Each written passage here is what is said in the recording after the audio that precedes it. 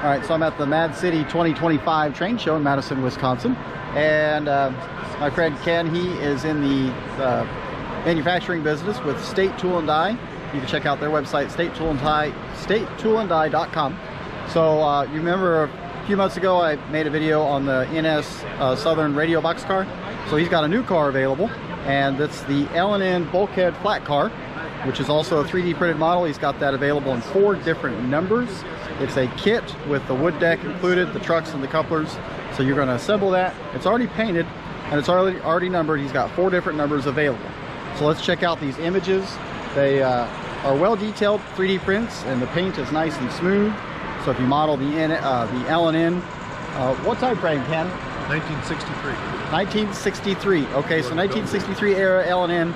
If you model that, you're probably going to want these cars. You see the uniqueness of the 2 different style bulkheads. One on one end's a flat, the other end's an angled.